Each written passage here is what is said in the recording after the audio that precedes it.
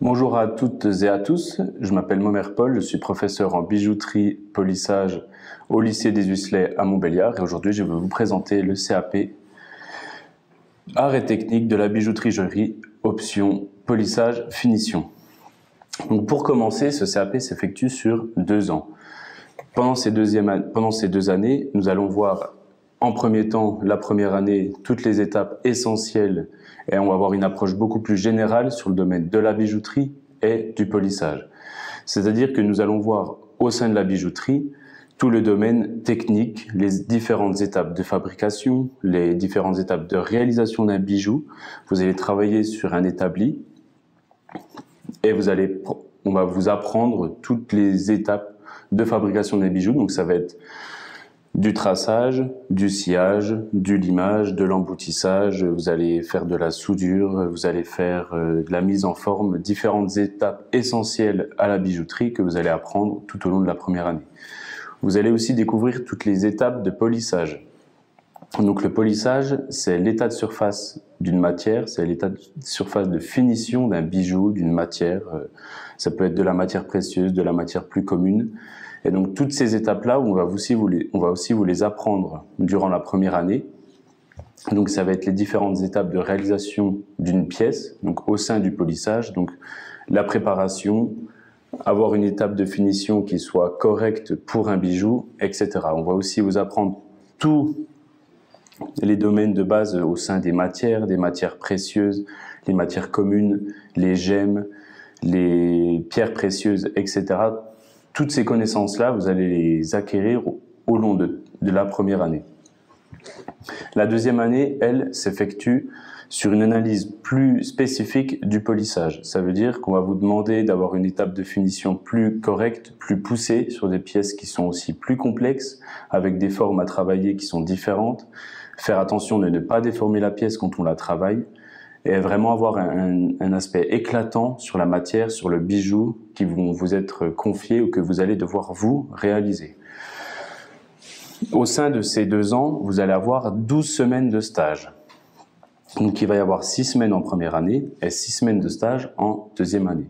Sur ce stage, on vous demande absolument d'être disponible et de ne pas avoir peur de partir loin de chez vous et loin de l'établissement scolaire.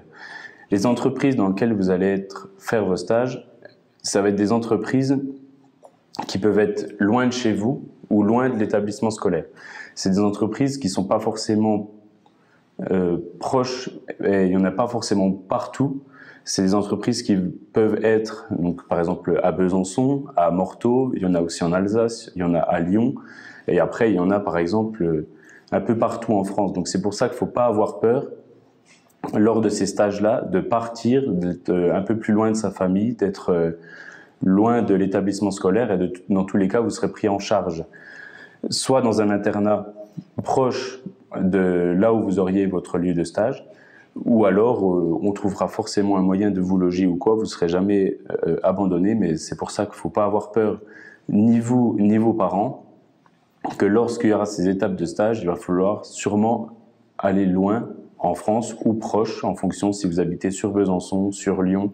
Vous avez moyen de trouver aussi des entreprises qui peuvent être proches de chez vous, mais ce n'est pas forcément le cas de tout le monde. Sur ces 2 ans aussi, nous allons parler du chef-d'œuvre.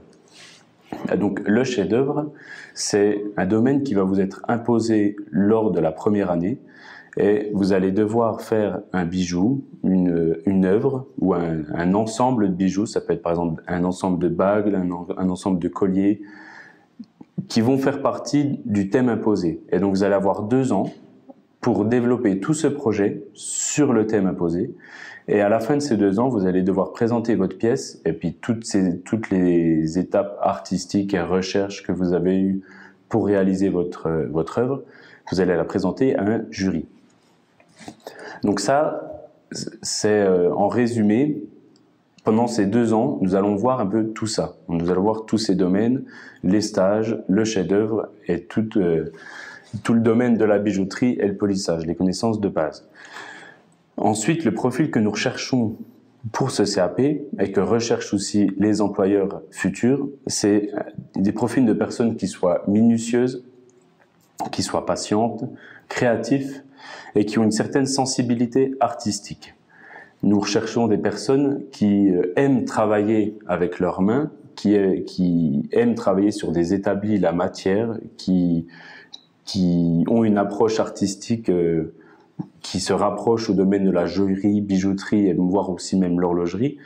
On demande vraiment à ce que les personnes aiment bricoler et soient minutieuses. Et c'est pas parce que vous n'avez pas toutes ces compétences-là que vous ne pouvez pas forcément faire partie de ce CAP. Bien sûr, toutes ces compétences, vous allez pouvoir les acquérir tout au long de ces 2 années. Donc, il ne faut pas s'inquiéter si vous n'avez pas toutes ces compétences. Ensuite, les débouchés de ce CAP. Donc, les débouchés, vous allez avoir plusieurs solutions. Il va y avoir d'abord le monde du travail, où vous vous êtes confié différentes interventions sur le polissage, parce que vous allez pouvoir travailler au sein de polissage, vous serez polisseur.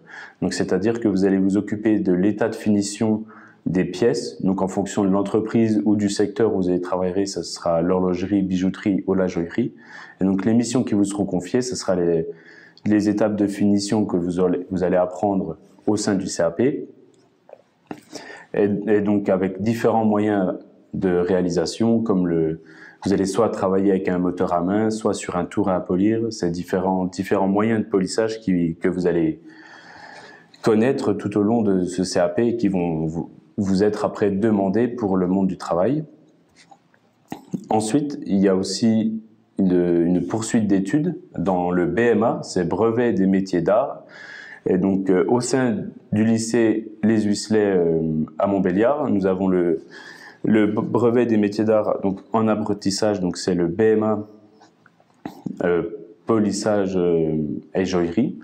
Donc ce BMA-là, c'est la poursuite un peu logique du CAP en polissage, mais après vous allez aussi pouvoir faire un BMA sertisseur à Morteau ou un BMA en joaillerie sur Paris. Donc ça, ce sera après quelque chose que l'on pourra définir ensemble tout au long de l'année, tout au long de ces 2 ans, en fonction de vous, de vos envies, etc. Si vous êtes intéressé par ce CAP, courant février et mars, nous allons mettre en place des mini-stages. Donc, je vous invite à vous rapprocher de votre professeur principal afin que celui-ci contacte via son établissement, notre établissement, donc les Huisselets à Montbéliard, qu'on puisse vous inscrire sur les mini-stages et que vous puissiez découvrir sur 3 heures de temps en atelier les principes fondamentaux de la bijouterie et du polissage.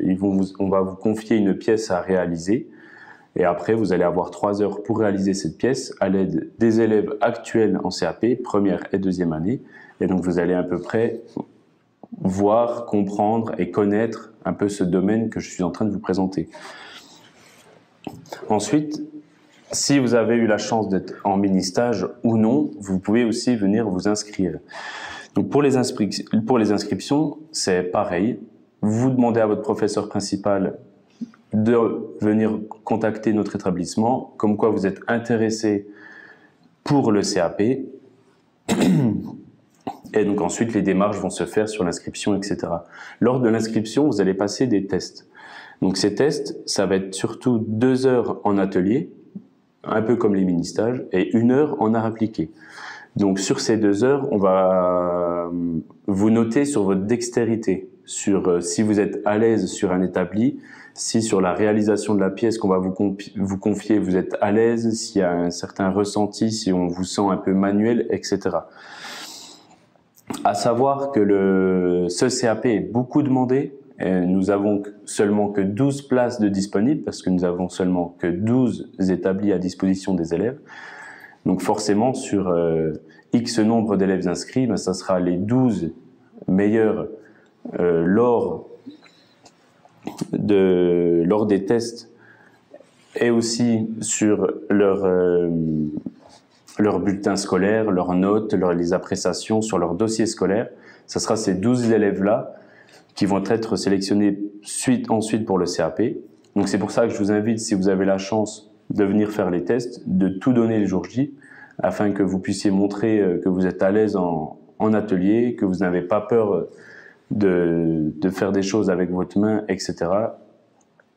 Donc N'hésitez pas à nous contacter au lycée Les Hucelet à Montbéliard si vous avez la moindre question, si vous voulez faire partie de ces mini-stages ou vous voulez vous inscrire.